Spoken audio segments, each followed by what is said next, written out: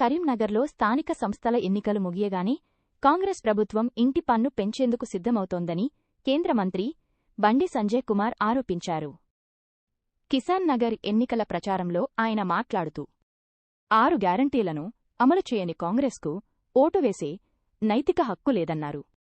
బీఆర్ఎస్కు ఓటేస్తే డ్రైనేజీలో పడ్డట్లేనని 10 ఏళ్ల పాలనలో ఆ పార్టీ నేతలు కమిషన్ల కోసం నిధులు దారి మళ్లించారని విమర్శించారు.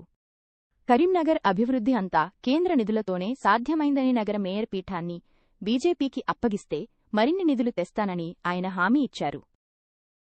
ఎంపీ అయినాక వేల 100 కోట్ల రూపాయలు నేను ఏం చేస్తానని ఇవన్నీ అన్నాను.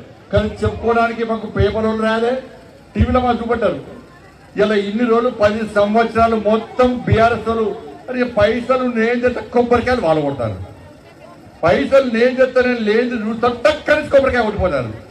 ఇవాళ నేను మళ్ళీ నెక్స్ట్ సెకండ్ టైం గెలిచినాక మళ్ళీ పై మొత్తం బుక్కులను తీసినాయా అన్ని తీసి రీచలు చూసి పైసలు మొత్తం చూపడినాక పైసలు తెచ్చింది నేను, కొట్లాడింది నేను.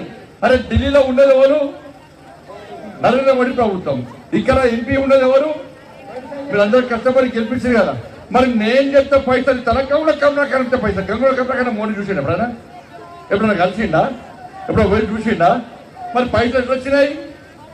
ఎట్లా పైసలు? నేను చెప్తే పైసలు వచ్చినాయి. ఇవాళ ఈయన ఏమంటాడంటే బండి సంజయ్ తెలియదు నేనే పైసలు తెచ్చినా నీ ఢిల్లీ. ఇప్పుడు లాస్ట్కి ఏమైంది? బీఆర్ఎస్ ఉన్నది నా ఘర్క నా ఘాట్క, నా ఇక్క లేరు నా అక్క లేరు, ఏం లేకుండా అయిపోయింది బీఆర్ఎస్ ఉన్నది.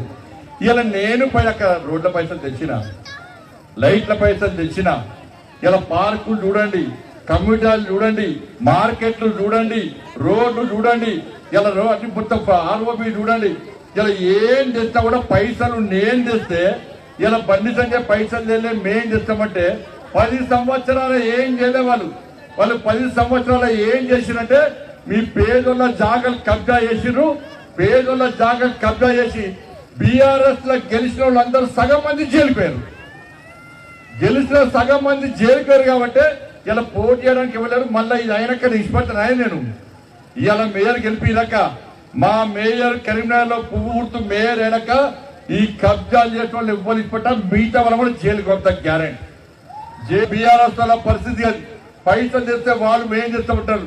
ఇక కాంగ్రెస్ వాళ్ళు ఈ 2 సంవత్సరాలు ఒక్క పైసలు ఇచ్చినాక అరే రోడ్డు కరీంనగర్ పక్క పెట్టు మీకు 2500 రూపాయలు పెన్షన్ ఇస్తాను ఇచ్చిరా? ఆడవాళ్ళకు తులం బంగారం ఇస్తాను ఇచ్చిరా? అబద్ధం పెడతానుంటే మా బంగారంతో పెడతానే ఉంటే కాలు మెల్లగా వాళ్ళు ఇచ్చుడు బంద్ చేయరు ఎత్తుకపోతారు. మళ్ళీ వాళ్ళు ఇచ్చుడు బంద్ చేయరు ఎత్తుకపోతారు. 2500 రూపాయలు ఇచ్చిరాక మీకు 4000 రూపాయల ముసలికి పెన్షన్ ఇచ్చిర్రా? తులం బంగారం ఇచ్చిర్రా? మా చెల్లెమ్మలకు స్కూటీలు ఇచ్చిర్రా? ఉద్యోగాలు ఇచ్చిర్రా? కరీంనగర్ పైసలు ఇచ్చిర్రా? మరి 2 సంవత్సరాలు గెలిచి మేము ఇది ఇస్తాము అది ఇస్తామంటే ఇంకేడిస్తారక ముఖ్యమంత్రి ఏమంటే తెలుసా? మన ముఖ్యమంత్రి తలకాయ నరికినా ఒక్క పైసా లేదంటున్నాడు. ఆ తలకాయ నరికినా ఒక్క పైసా లేదంటున్నాడు.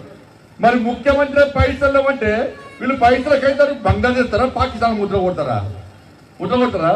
మరి ఏడేస్తే పైసలు రావక్క ఏం చేస్తారంటే కాంగ్రెస్ వాళ్ళకు ఓటేస్తే మంచిగా ఉండండి, కాంగ్రెస్ వాళ్ళకు చెయ్యి గుర్తు కోటేస్తే ఇవాళ వాళ్ళు ఏం చేస్తారంటే ఇవాళ పన్నులు వెళ్తారు, ఇంటి పన్ను వెళ్తారు, నల్ల పన్ను వెళ్తారు, కరెంటు బిల్లు వెళ్తారు, ఆర్టీసీ పైసలు ఆర్టీసీ బిల్లులు వెళ్తాడు, అన్ని పెంచి ఇవాళ అభివృద్ధి చేస్తామంటున్నారు. ఒప్పుకుంటారా? ఇవాళ పన్నులు పెంచాలనుకుంటే కాంగ్రెస్ పార్టీకి ఓటేయండి.